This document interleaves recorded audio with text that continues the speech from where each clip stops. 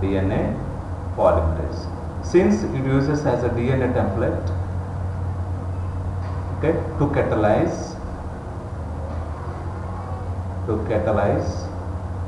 the polymerization of deoxynucleotides from the DNA.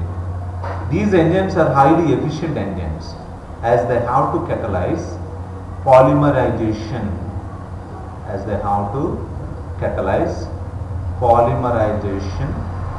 of a large number of nucleotides within a very short time of period. E. coli has nearly 4.6 into 10 to the power of 6 cell. Please be mentioned, it is 10 to the power of 6, it is 10 to the power of 9. Okay, 4.6 into 10 to the power of 9, that are the total number of base pairs that are present in E. coli. Whereas if you take the human diploid cells, except the sperm cell and the ova, why? Because they are haploid cells. Human diploid cell content is about 6.6 into 10 to the power of 9 base pairs. Okay, complete the process of replication within 8 minutes. That means the average rate of polymerization has to be approximately 2000 base pairs per second per 1 second. Whereas not only do these polymerases have to be fast, but they also have catalyze the reaction with high degree of accuracy.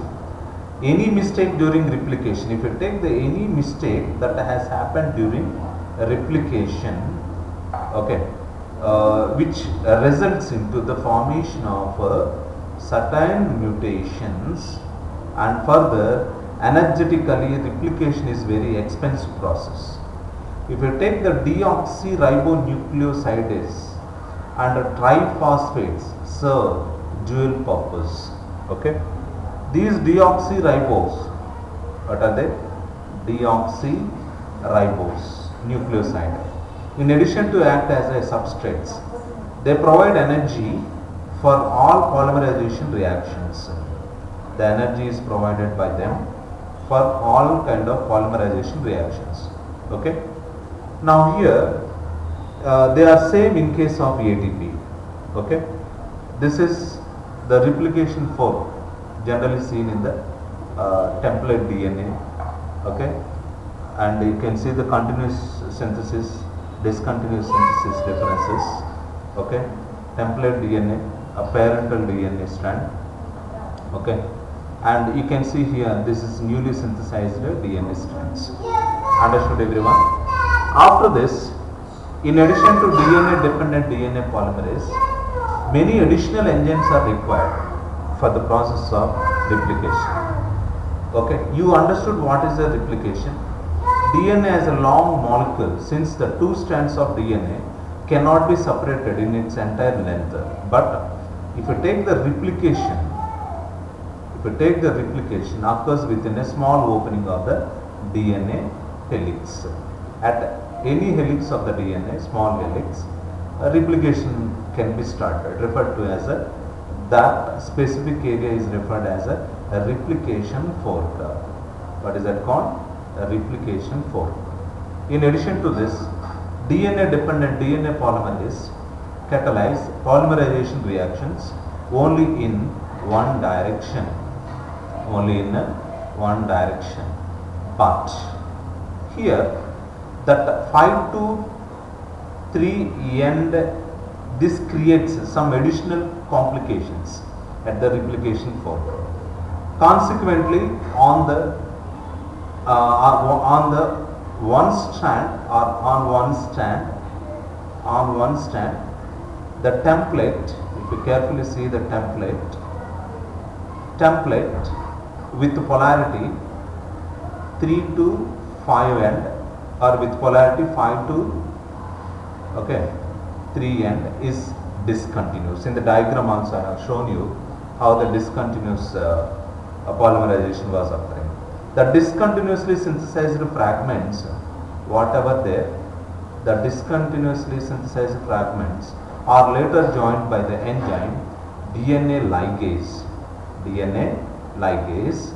The DNA polymerases on their own cannot initiate the process, but DNA ligases, enzymes like DNA ligases can also initiate. The replication does not initiate randomly at any place, only in the DNA.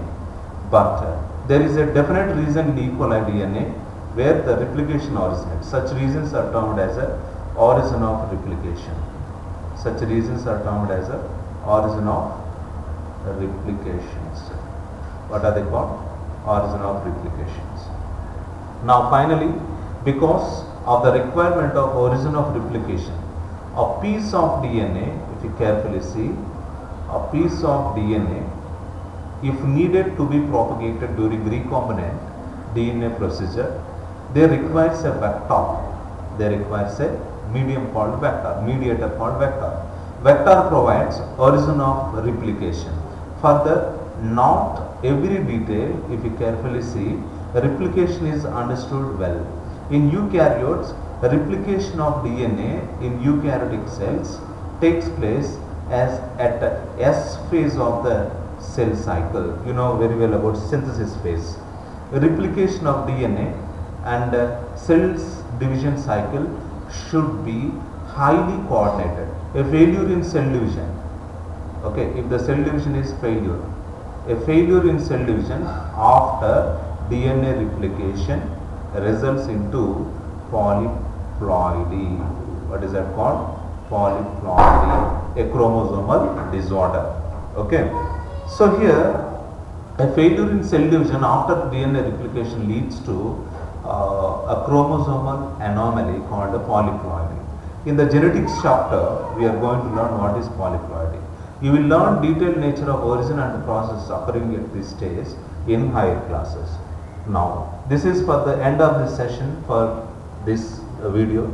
Remaining part we will discuss in the next video. Don't forget to subscribe my video and please share my video to everyone, to your colleagues and to your friends and to benchmates, everyone. Thank you. Please be safe in your home and use masks while you are going outside the house. Why? Because a new variant of coronavirus was spreading nowadays.